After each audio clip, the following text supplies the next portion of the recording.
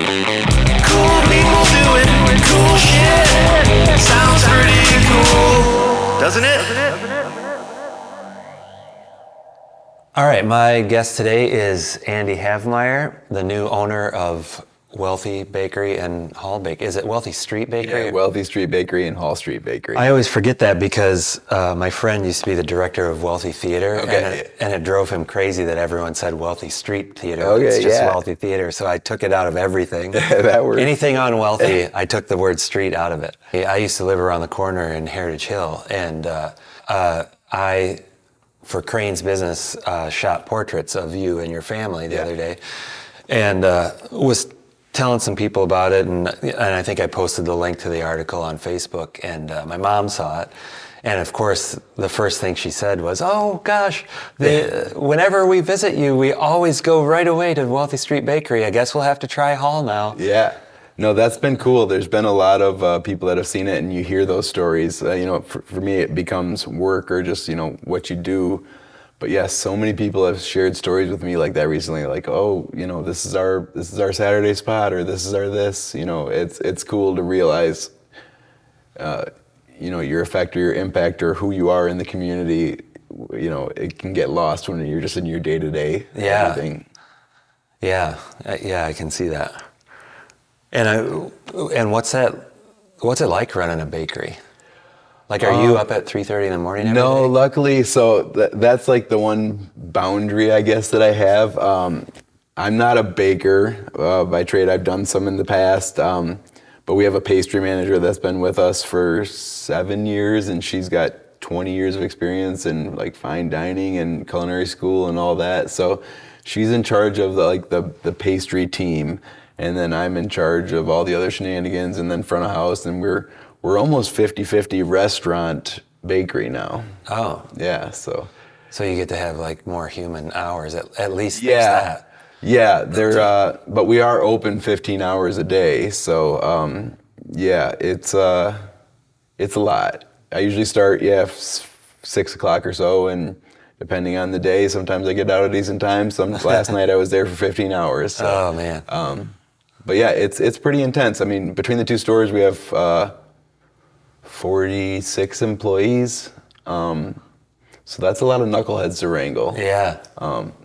But yeah, it's and then between the two stores, we have 4,200 customers or transactions a week. So that could be multiple customers per transaction too. So there's a lot going on. Yeah. Speaking of wrangling knuckleheads, you used to be one of them. Yes, definitely. I got sober January of 2019. Growing up, I'm from Grand Rapids here, went to Ottawa Hills High School. Didn't really start partying until college, got into college, and even right away I kind of realized, I knew deep down, I was like, I seem to be reacting or thinking about this differently than other people. But just chalk it up to whatever, even got, a bunch of MIPs or some legal trouble and this kind of stuff, and it's just what happens, or just what you do. As life went on, I knew I drank more than others, or had more of affinity for it, or for prescription drugs was my other thing. And I knew it was on my mind more, but I just, even when things were going a little haywire, I never quite wanted to pin it on that. So I was married before, was married for 5 years, and then that kind of fell apart, largely due to my substance abuse.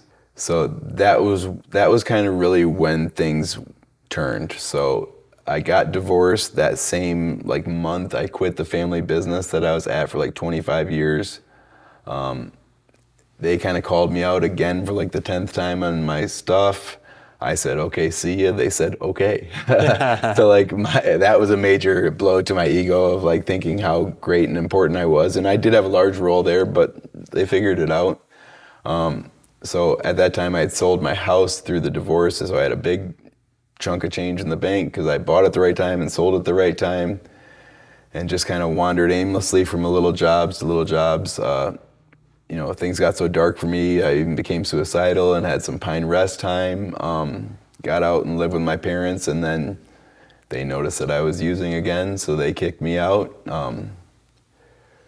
Moved into my own apartment finally, and then 2 months later got fired from my job for my use and for stealing and stuff like that. So my mom had been leaving these pamphlets for Guiding Light Recovery because one of her best friend's son went through it. So she'd been leaving these pamphlets out for me and suggesting, but my dad was like, we can't have you around here anymore. It's better out of sight, out of mind.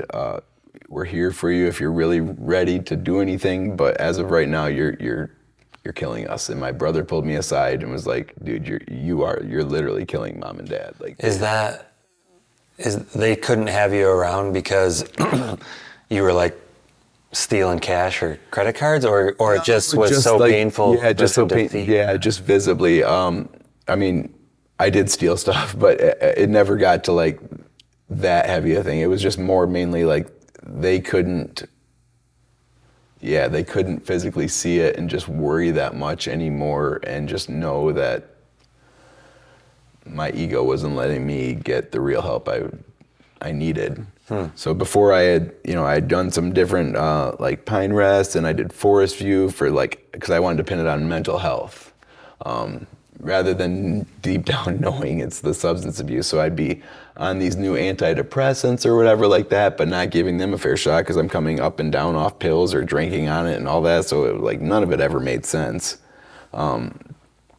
Looking back now, I can see this all clearly, but in the time you just make these justifications, or like, I just made myself believe what is going to be the easiest or the easiest solution. So I had a court case after I got kicked out of my apartment. I had a court case lined up, and you can't go into Guiding Light with like a pending thing. So I went there and I made a plea deal. Part of it was like, they're like, what are you gonna do? And I was like, well, I'm hoping to get into this program. And they're like, all right, if you stick with this, then we'll consider that like time served. But if you don't, it's gonna be what it is. So yeah, I went to Guiding Light. They're like, okay, what day you wanna come in? I said, I'll come in a few days, of course. And of course I had one last hurrah, so I go into Guiding Light, and they're like, have you been drinking? And I was like, no. And I blew breathalyzer and blew numbers, and they said, all right, if you really want this, I need you to call every day for the next 5 days, and we'll ask for an update. And I did that, and that's when I finally got sober. Before then, and then they admitted me into the program.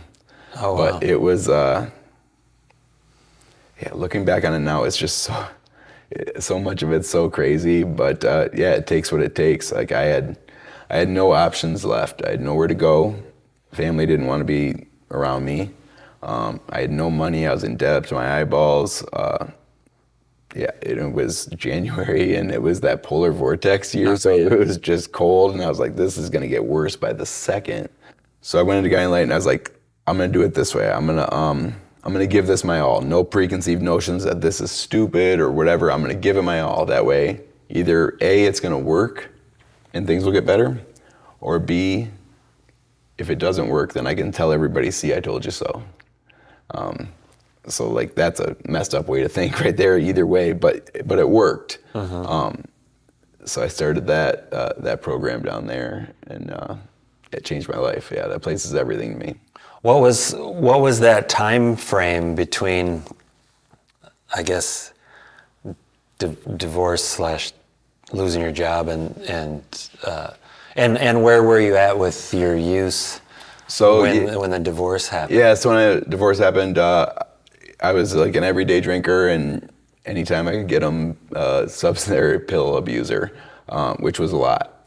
And then having all that money from the house sale, I mean, I blew through 45, 50 grand in like 6 months, just doing whatever I wanted, and didn't even look at my bank account because I didn't want to see where I was at, kind of thing. Yeah, I'm familiar with that one.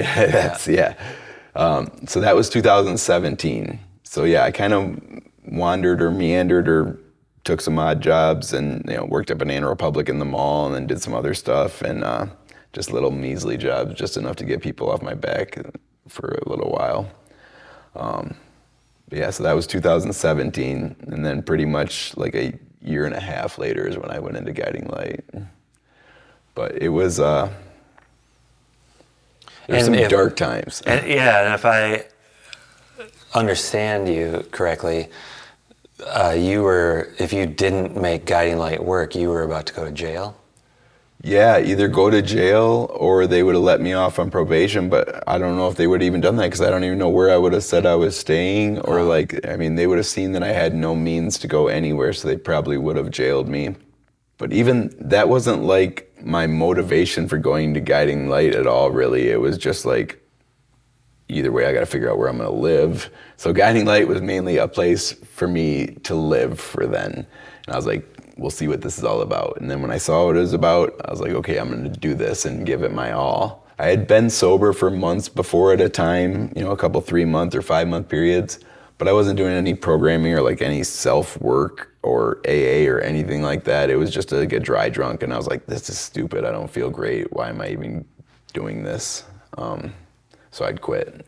But Guiding Light afforded me that time to like give sobriety a real chance with programming, with direction, so that, with spiritual direction and counselors and just like intense programming, and then the outside world with AA. It gave me, like I said, the real chance to give sobriety, a shot. Mm-hmm. What kind of programming are you talking about? So it's pretty intense down there. So the first 4 months, you live downtown there. You have a spiritual director that you meet with. You have a life coach that you meet with a couple of times a week. You have group therapy, individual therapy, outside AA meetings.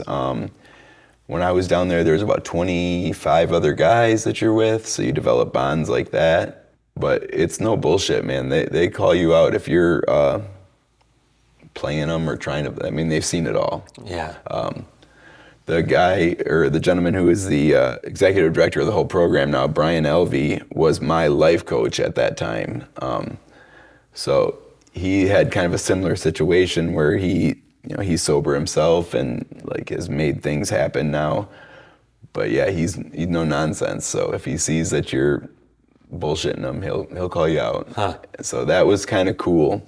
And also I had become so isolated going into there.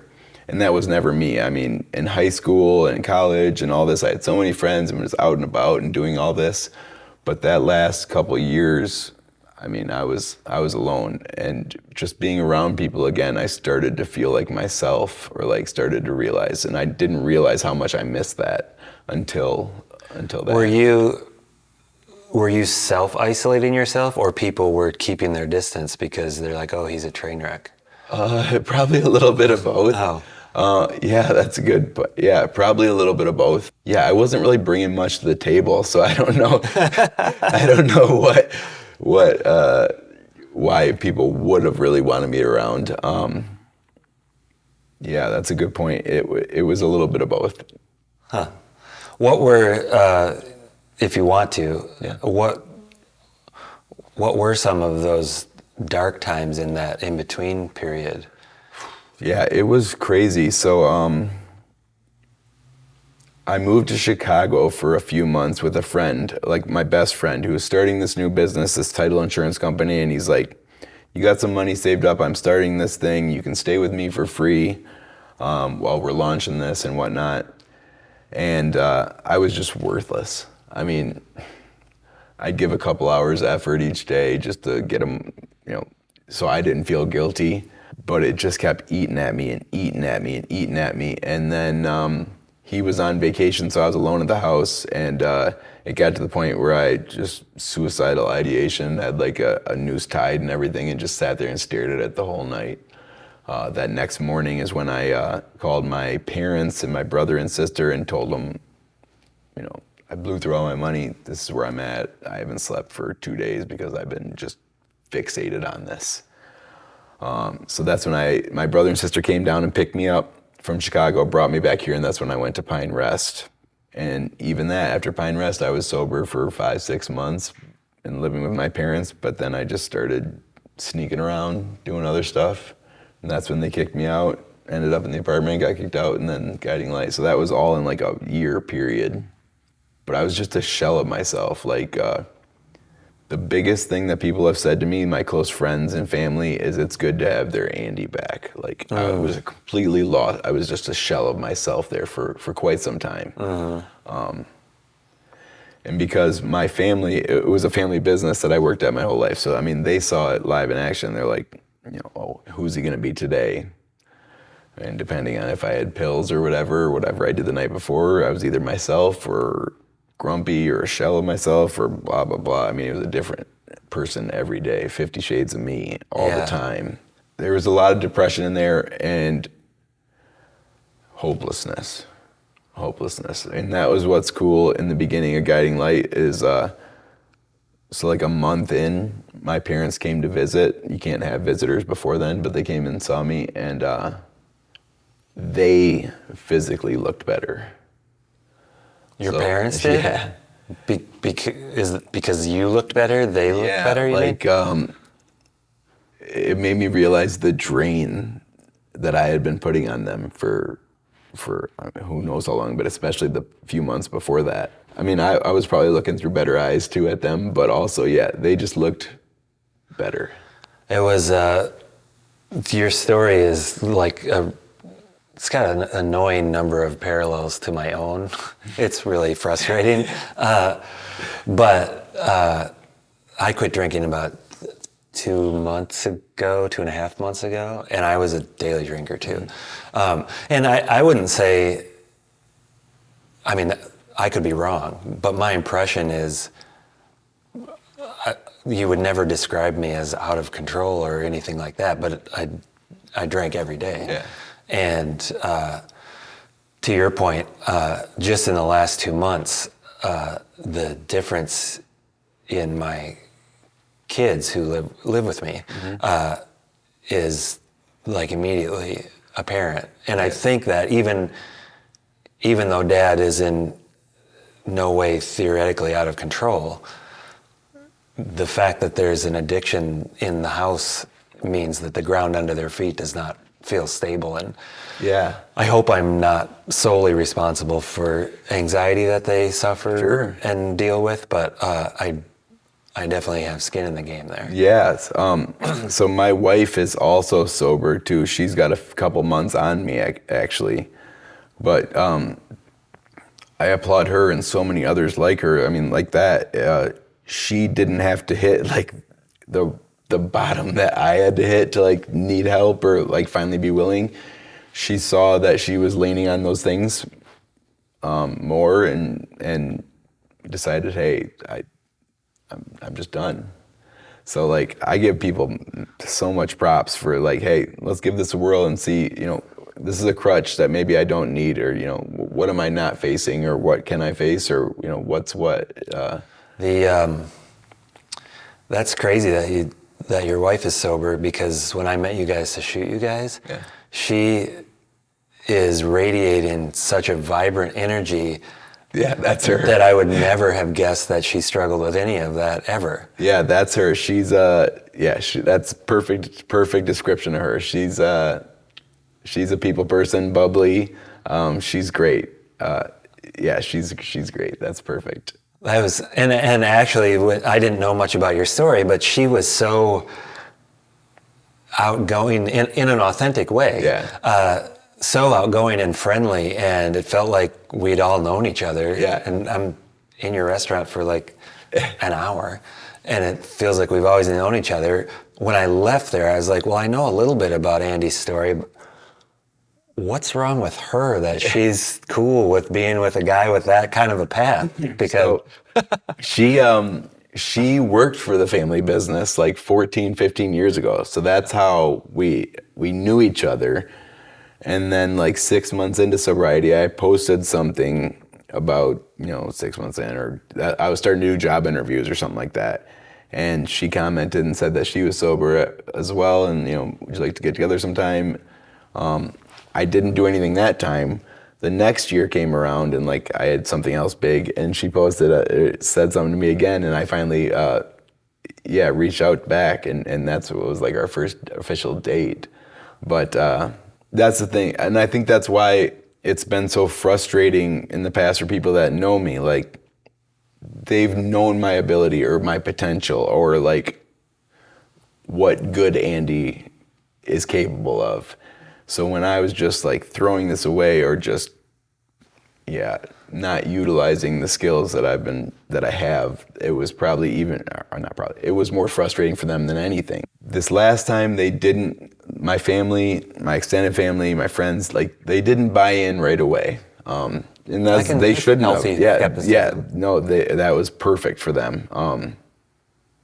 It was guarded, and then I've earned it back. Because my dad was like, I can't do this again. I can't buy in again fully. We love you. We're proud of you, but we're watching you. So and that's good. And whereas before I was doing it for them, or like you hear this all the time, you gotta do it for yourself. And it's true. Like before I was doing that for them, or like waiting to get like their applause or appreciation. And this time, even my dad saying that, old Andy would have been like pissed, like, oh, fuck you, you should believe me. But this time I was like, okay, whatever you want, like I'm gonna keep doing this. It'll speak for itself.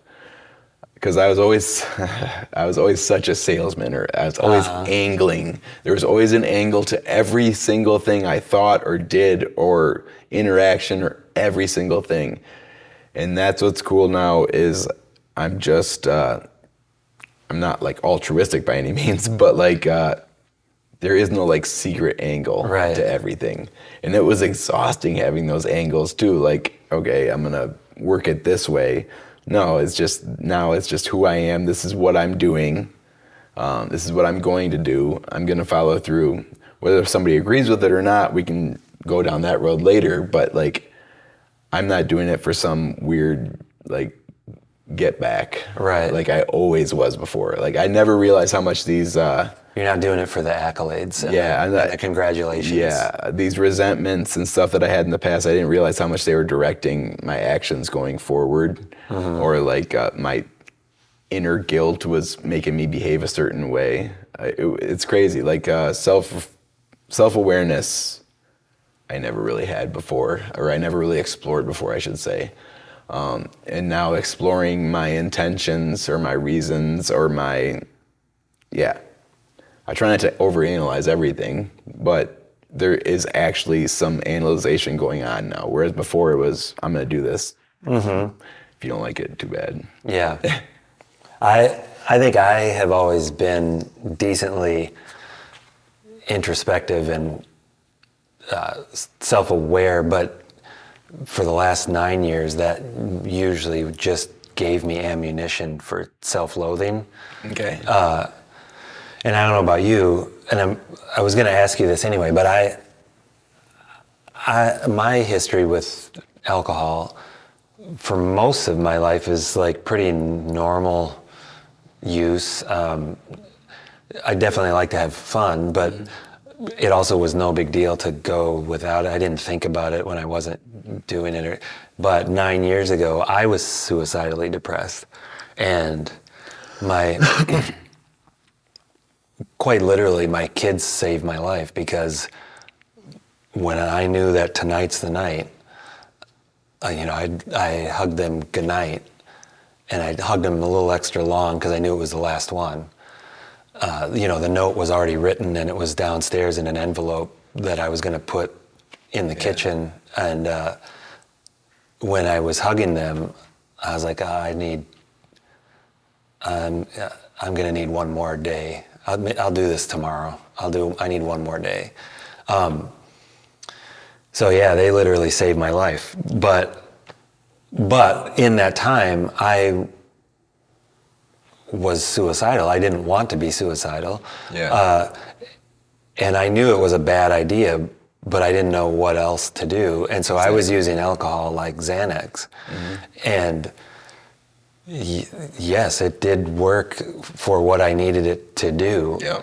But now the problem is I need to do that every day to not go back to panic level anxiety.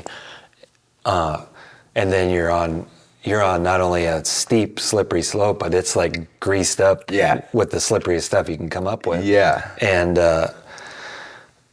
then that turned into daily use. That was, again, not like insane, but also significantly more than people who clearly don't have an issue are drinking. Yeah. By like at least a factor of 2 or 3. Yeah. So I've always been a pretty confident person. So like when I went to Guiding Light, there was a lot of people with like self-esteem issues and stuff like that, but I had built up this like bravado or whatever that I was just buying into it so much that like I didn't even quite understand some of this stuff. But when I dug deeper, there's some self-esteem things, or like, I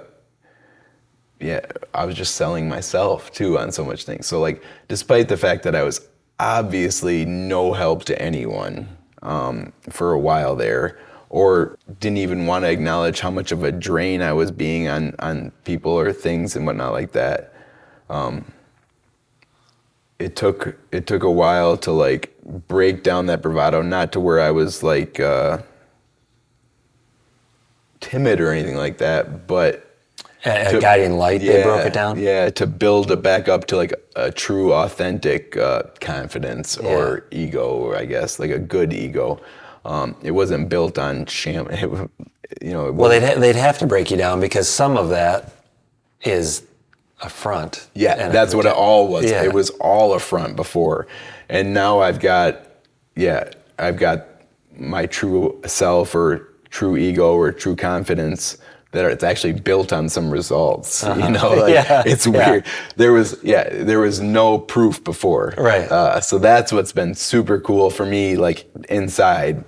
Like, oh, I'm actually living it. I'm doing it. I have a reason to feel this confidence, not just telling myself or like not understanding why people don't get it. Yeah, it's been a wild ride. Do you find that now that, because before you described it as bravado, and I would, when you say bravado, I think fake. Yeah, it was. Now you have self-confidence, but it's based on actual things to be confident in yourself about. Right. Do you find that you are maybe not introverted, but do you find that you're like a quieter person now than back when you were a bravado guy? Or is it about, I guess it's about the same. I'm more intentional with the things I say though. So I probably say just as much, but with less fluff. I probably say just much, but like I'm more confident in my opinions or what I say, or I've thought more about what I say. It's not just an off the cuff thing like it was before, or like I'm gonna say this outrageous thing to be the point of attention to start arguing with somebody. There's not much of that anymore. This new, like I said, authentic confidence, it's just unlocked a whole nother level for me of bandwidth or stuff I can take on. And I would always say before, oh, we'll figure it out, or I'll figure it out. And I'd figure out a way around it, or I'd figure out some part. But now I'm honest, like, oh, I can't figure this part out. I need help. Whereas before I would just figure out some duct taped way to get through and make it seem like I knew what I was doing. Do you find that asking for that help, does that come naturally, or do you have to really struggle with that? I'm getting better at it. It's still a struggle. With my like Guiding Light family and stuff like that, I'm pretty open with them. Like I've built, like they just speak my language now, you know what I mean? So like I can say anything in front of them or they understand. My wife understands, she's gone through therapy and stuff like that. So we've both just kind of become like addicted to progress, whether it's That's awesome. outward progress or inward progress. Like that's like my new thing. Like I don't want to become stagnant anymore. Yeah, I've become the annoying guy that gets up at 5:45 on purpose now. Yeah. Specifically to, and it's just like a few minutes of each, but like meditate, visualize, give yourself some affirmation, do a little bit of reading, do a little bit of journaling, and get the fuck outside and get some exercise. And now your day can start. And that alone makes me feel like an annoying like evangelist. Like I want to convert everybody to that. When I first moved out of Guiding Light and into their sober living apartments, I took up running. So I had ran before in my earlier days and hated it, but just did it because I wanted to eat whatever I wanted to eat and not blow up. Next thing you know, it's 2 years later and I'm running like 35 miles a week. It's become my thing.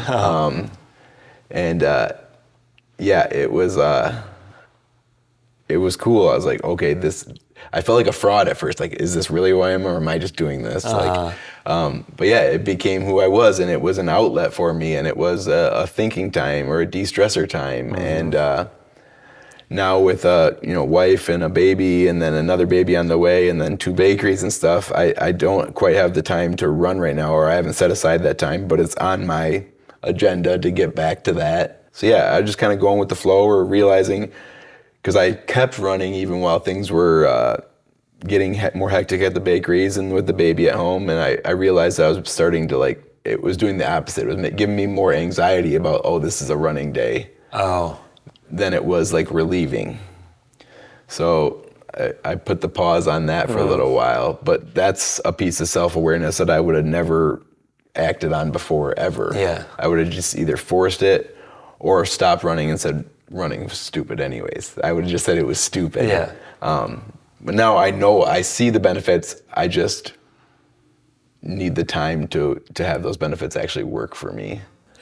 So you mentioned a minute ago, you obviously you're not living at Guiding Light anymore, but you're still in constant contact with those people? I have a whole crew of people now that either went through the program with me, or like I said, my life coach there is now the executive director, so I talk to them probably once a week, and I'll go to some AA meetings with them, or anytime I'm in that area down there, I'll stop by, and it's like my clubhouse. Oh, it's cool. It's a whole new way of life. What's weird with this the story coming out and the reaction that it's gotten, it was just overwhelming. My phone blew up for 3-4 days straight.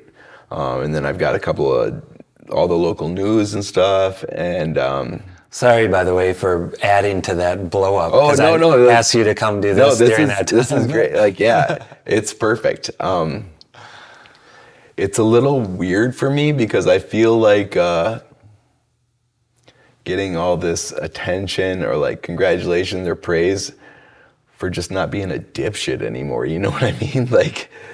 There's so many people doing cool things all over the place, or pushing themselves or overcoming. Everybody's got something that they're overcoming. Mine just happened to be a little bit more tangible. Right. With the addiction or being out on the streets for a second there. So yeah, it's a weird spot for me that I'm trying to navigate, where I feel almost guilty for some of this attention right now. But then I've had multiple customers or people reach out that I haven't talked to in years and years, my brother's dealing with this. I shared the story with him to show that anything's possible. So I see the point in it all. And that brings it back to, being worth it. But it is a weird spot for me where way to go, you're a productive member of society right now instead of a succubus on society. Right. I feel like I'm doing what I was supposed to be doing already. Yeah. Well, and also and I know firsthand, when you get stripped down to nothing like that,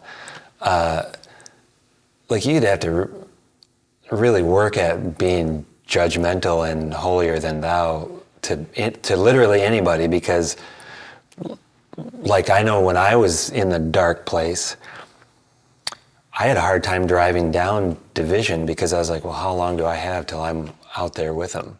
Yeah, And- it became real. Yeah. Yeah, those last couple months, like, while I knew my apartment was coming up, like, I was getting kicked out, I didn't have a job, I was, like, donating plasma just to have enough money to drink, but then I couldn't drink too much, because I wouldn't be able to donate plasma the next time because my levels would be all off, so yeah. it was like, so yeah, I'm, like, doing this, and I'm seeing other people that are in there kind of doing the same, or, like, yeah, I'd be going somewhere and see that, and I'd be like, it changed my view of, like, instead of, oh, look at that asshole, it was like, oh shit, I'm gonna be that asshole. Yeah. And that's scary. It's a scary spot. But I think that, back to what you were saying about, I don't remember if you said embarrassed, but not sure what to do with the attention and the basically applause that you're getting. Of course, you don't want to become self-important about stuff, but the abyss that you were in, and I'm saying this to myself too, but the abyss that you were in does have value because you emerged. Right. And you don't have to be all preachy about it. You probably find the same thing. What I'm noticing is I don't have to say anything about it. People unsolicited will be like, what has happened? Yeah. If you don't want to answer that, fine. But whatever it is, keep doing the thing, because you are a different person than you were 6 months ago. Yeah, it's crazy, huh? Like, people will know, like, actions. That's what I'm all about now, is actions. And that's where, so that's how I got in touch with these investors too. So, like, the investors that helped me do this bakery deal are, one of the lead investor is a lifelong friend of the family. So that was a nice in, but, like, nobody would have put the money or the time investment or any of this into any of it if I hadn't done the work. I wasn't selling. Oh yeah, because they would have known they were just. They see the numbers. They've seen. Drinking. Yeah, they see the numbers. Yeah. They've seen what I brought to the bakeries.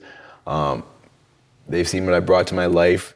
They're investing in me because I'm an investment now, not because I'm a charity case. Like, Right. I've proven my ability, or I'm proving my abilities as a sound investment, not snake oil salesman that I used to be, where I could convince you that I wasn't full of shit. Yeah. So speaking of that, back up a little bit. Mm-hmm. So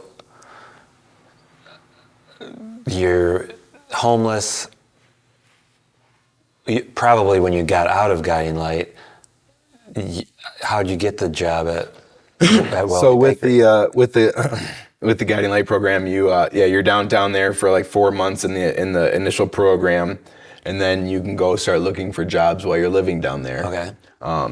So I took some interviews, and then the Wealthy Street Bakery one came up, and it just came up, and like the availability was like the next day. So I was like, I'll just take this as like a practice interview, because I worked for a family business before. I'd never really interviewed for anything. So I was like, I need practice, we'll do this. And immediately I met with the owner there for my interview, Jim McClurg. Met with him, and it just had the homey feel to it. I like the smaller business feel. I worked for a couple corporations before that and just didn't like that whole vibe. And I knew I'd be good at it. So like there was some comfort there. It wasn't the family business, but it was like it with different people around me. So Sure. like let me see what I can do here. So I got hired for the Hall Street location to be the front of house manager. A couple months later, they kind of added the kitchen manager title to me. And then 9 months later, Jim came to me and said, hey, do you want to be GM of both? So I did that for 3 years. First 2 of those years, or first year and a half of that, I was living at the sober living apartments through Guiding Light. So I was very open in my interview where I was coming from. I mean, my address was literally Guiding Light on my resume, right? You know. Mm-hmm. I was open, and I was open with anybody that asked, coworker-wise.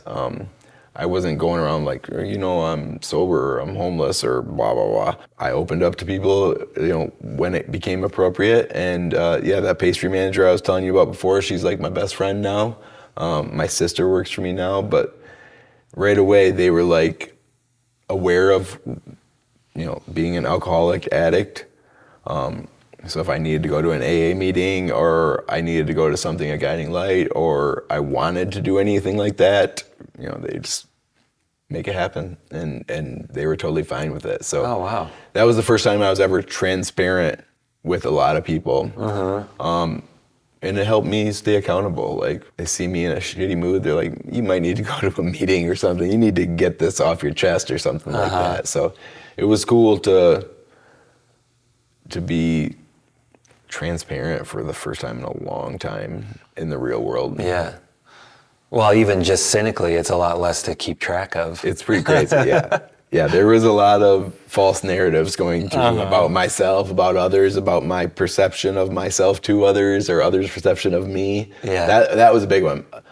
My idea of others' perception of me was so out of whack. Like, it didn't take it. It was what I thought they should think of me was me in high school or whatever, coming out, because I had good grades and played sports and all these friends and all this and stuff.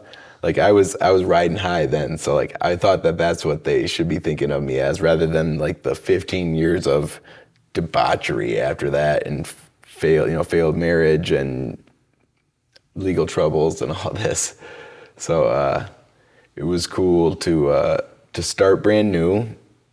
And like I said before, I was building layer upon layer of like authenticity and proof. There was real proof there. Bouncing around there. So the gym right after the pandemic. End of 2020. Brought up the idea that he kind of wanted to get out of the business, and brought it up to me and the other managers, and they didn't want to get into it, and I did, and I had experience with the family business and all this, so I started exploring deals, and this is the third iteration of the deal, and the one by far the best option that I had. The other ones were a little bit more to everything on me, and that was keeping me up at night. Oh. But yeah, now I have this good group of investors, both financially, and they're friends, and I trust them, and they trust me, and it's a good deal. When did that happen, when you were finally the new owner? June 1st, we took over. Oh. But the deal's taken 6 months. I mean, there's a lot of moving parts to I it. bet. A lot of moving parts. So you're 20 days into it. What's the last 20 days been like?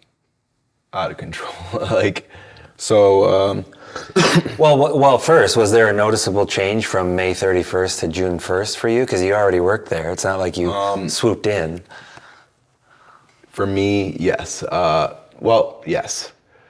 So I was being GM of both locations. I was already like approving all the payrolls and like the purchases and this and that, but I wasn't doing the bookkeeping side of it, and that's a lot, and I'm not very tech savvy, so I'm learning that end from Jim, who's developed a system for like 20 years in like these 4-hour bursts. So I'm a little overwhelmed with that. Crap comes up every day, and now I am like the only answer for that crap. Before I was at least a filter for the owner. Oh, sure. Now I'm still deciding if I'm gonna hire a new me. Oh, I was just gonna ask. So Yeah. who's the GM? Who's your filter? I don't currently have it. I'm gonna give it a couple months, see, let things settle, see what's what, and then decide where I need help. But I need to figure that out because it is friggin' wild. But it hits so differently. Like working these 70, 80-hour weeks, but with no resentment inside. Like the gym treated me very well. But I would still build these inner resentments, or like, why can't he cover this, or he should pay me more, or blah, blah, blah. And then I'd calm down and it'd all be fine. But in the heat of the moment, and now, it just hits different. It's, I won't say I'm super stoked if I have to cover somebody at night. but it just hurts a little less, and it's cool. I'm building something. We actually live right above the Hall Street location in the apartment up there. So Are you going to be able to do that with a new baby? yeah, so it's got 3 bedrooms, so we're Oh. good. Yeah, I can pop up there and see my wife and kid for even 10 minutes if it's a crazy day, and that helps. Yeah, it's a good life. It's crazy. It is crazy. It's pretty overwhelming currently.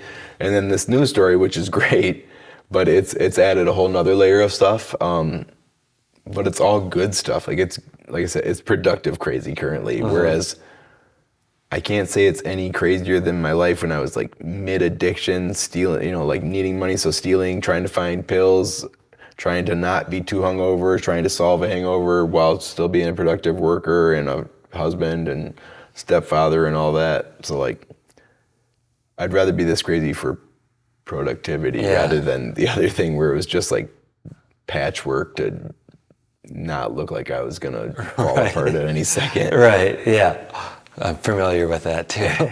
What do you see for the next 5, 10 years? With this investment, investor group,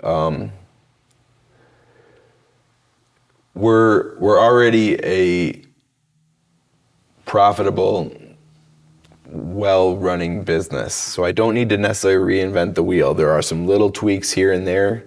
And we are set up for possible future locations the way that we run, both with our point of sale system and with our production system and all that. So maybe one day explore that a little bit.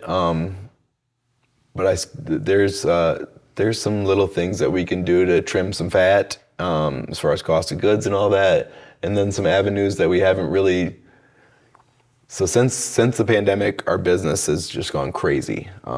We're open 15 hours a day. We're available all the time. We're on all the platforms now. So like we've grown organically. I'd like to get to a spot where we can be proactive in some of our like campaigns, I want to say. Right now, or really for the past 3 years, we've grown at a rate, and labor kind of has been at a way that we haven't been able to aggressively attack like anything.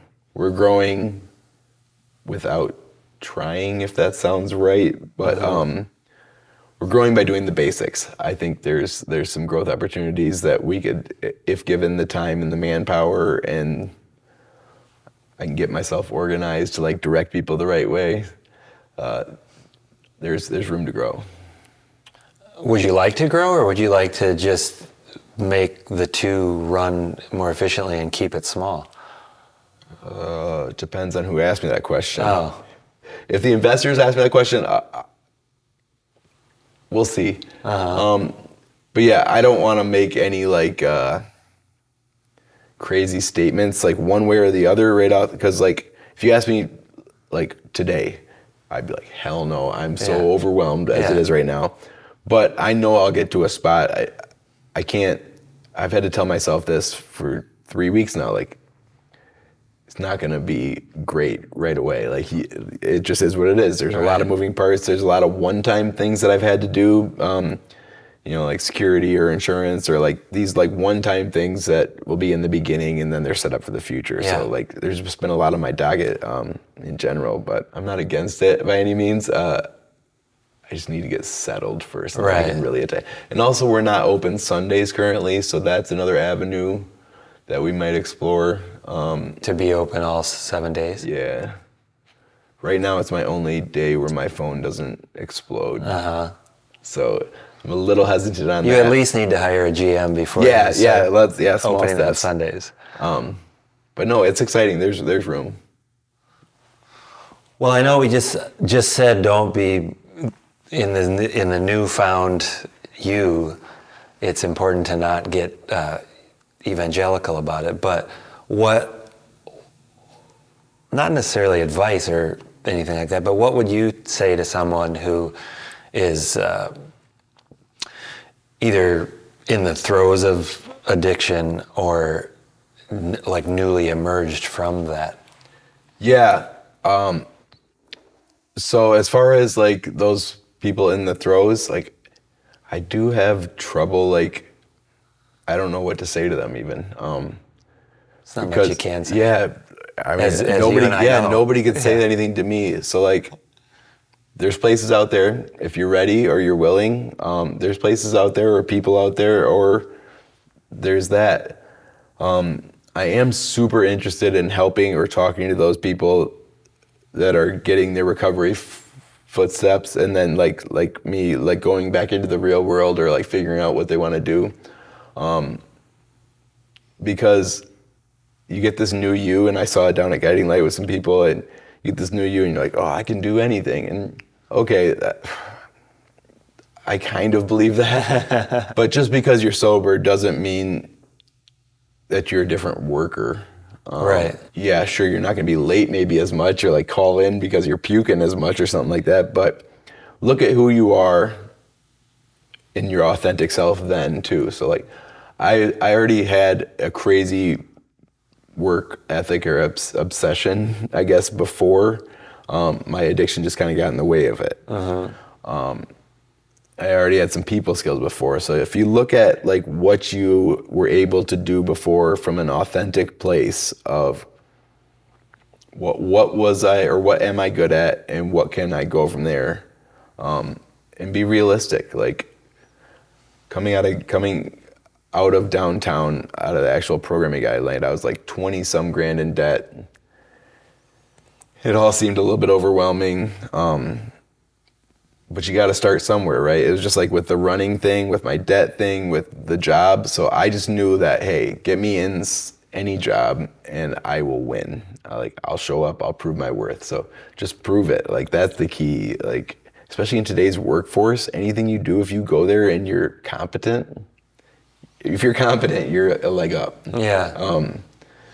So yeah, get in somewhere. It doesn't have to be your forever thing.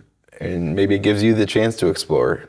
Work has always been a focal point of mine, and I know for a lot of people that's not the case, but you do have to realize that you probably do have to work to be able to do that thing that is your favorite thing. So yeah, it's just a realistic view of what you bring to the table, not what you think you might be able to bring one day kind of thing. Yeah, that's good to think about, for sure. And I think that's, honestly, it's refreshing to me when I hear people like you just did talk about stuff in a realistic way, instead of now everything is suddenly only amazing. That's what turned me off to too. stuff before. Yeah. I was just like, oh, that's such fluff or this or that. There's got to be, I might be, cynical is not the right word, but I might be too real sometimes. So like, yeah, padded with some fluff in there is probably the best medicine. But yeah, I agree. You do need a dose of reality. Like, just because you're sober doesn't mean it's going to be great. Life's still life. It's just all about how you react. I just react better now than I did before. Yeah, for myself too. Like, you know, and I'm in the house with kids who are old enough to have like peer-to-peer conversations about this stuff, and something that has come up before is like, literally, if you notice, kids, literally nothing has changed about life outside this house, certainly outside of this body. But what we all notice is how we're all reacting to that same set of circumstances. Yep. That is noticeably different from all of us, not just me. Yeah. So maybe that's it. If you can only learn one thing from this, there it is. Yeah. It's all about how you react. Well, no, one of the TV interviews I did, they asked, like, what are you gonna? So my son's name is Floyd. He's 16 months old. He's named after my grandpa. They said, what was one thing that you'd like to pass on to Floyd? And that was it. Like, God willing, he doesn't get the same addiction stuff that I have, but there's gonna be shit to deal with no matter what. Like, it's literally all about how you react to it and how you communicate how you react to it. Like, if you have good so I'm not saying I react perfectly all the time by any means, but I have my wife and my coworkers who will say, hey, you're being a dipshit about this. Like, you need to reel this in, or like, look at this a different way. It's having that reaction and having the people around you to either support or to help you work through whether that's the right reaction or not. Yeah. And no matter what, if the net outcome is progress, you'll take some lumps in there. Yeah. But in general, even if I'm learning like, oh, that I shouldn't have reacted that way, or I shouldn't have done that, or I shouldn't have been condescending to that person, or whatever you want to say. Okay, bad situation or a bad reaction, but now I'll be more cognizant of it going forward, that hey, in these things I tend to default to that sort of reaction. So yeah, it goes back to that self-awareness and stuff like that, where there's layers to this onion, and they all kind of feed off each other, hopefully to get to the progress rather than the destruction. That was what was super cool at the beginning of Guiding Light. It was when I realized that stuff can snowball upwards too. Yeah. It's easy to see the destruction snowball, but to see how these layers of small growth have built, and now like, hopefully this isn't my culmination, but especially like moments like this with this whole story coming out and everything, it's really made me see like the steps that I took to get here, both externally and internally. Yeah, getting sober wasn't the big event. It was I went to the depths just prior to that. Like literally the only difference between that and 9 years ago was that I was in no danger of having suicidal thoughts. But I went all the way to the basement. Oh yeah. Because I had to, because there still was some shit down here that hadn't gotten scraped out of the. I don't know why I always think of like a big bucket of frosting. But I can see stuff that gets stuck on the edge there at the bottom. But once I did that and emerged from that, then I was like, well, I don't need this medicine anymore. Yeah. And so stopping that was really not very difficult. If I had just stopped the behavior, which without realizing why you were doing it or thinking about why you which probably like you I've done in the past for various reasons. I just didn't. I was like, it's a little much. I should stop for and then you pick it back up. But this time, I actually addressed the internal stuff that was making that a requirement in the first place. Yeah. And then it was not a big deal to basically discard a useless behavior. Right. And I don't know if it would have worked if I had only addressed the alcohol use and not the internal stuff. People ask me about like, do you have trouble being around people when they're drinking? Or like my family still drinks, but they're not alcoholics. Or like beer commercials or blah blah blah, or movies where you see people using or something like that. And it's probably isn't the greatest endorsement, but like I don't hate drugs and alcohol. I hate my reaction to drugs and alcohol, or the reaction that causes the obsession in myself. And then that obsession that causes my life to fall apart. So if somebody can handle it and can be honest with themselves, and like, more power to you, man. I wish. I really do. I wish, because even with my wife, like we're in a spot financially where we'd never been before, where we could go out and have drinks and do this and that, or like go to some nicer places. And we do talk about it sometimes, like, oh, that, like figures, and now we can like actually do those things, but we can't. But the reason we can do that, we would be able to do those things, or like financially can, or like, is because we don't do those things. Right. So it's like this weird like circle. So it's just playing that tape through, and then you see, there's different things to do and stuff like that. But yeah, it's for those that can, and can honestly tell themselves, or like, or just honestly don't have that issue, or it's not affecting them, more power to you, man. I wish. Yeah. Well, thank you so much Yeah. for being here. This was great. And I'm so glad that I got asked to take photos for that article, so I was able to meet you. Yeah, thank you so much. It's been real. I like conversations like this. I love people that looking inside themselves or like trying some growth stuff. Like Yeah. that's, like I said, me and my wife are both have gone through these therapies and stuff like that. So we're focused on fixing ourselves too, or like progress in ourselves. So anybody that's doing something, there is sometimes where I'm a little jealous of people that don't. I'm like, yeah. gosh, man, they don't think or worry about this at all. They must have it easy street. But Yeah, I've said that before too. But.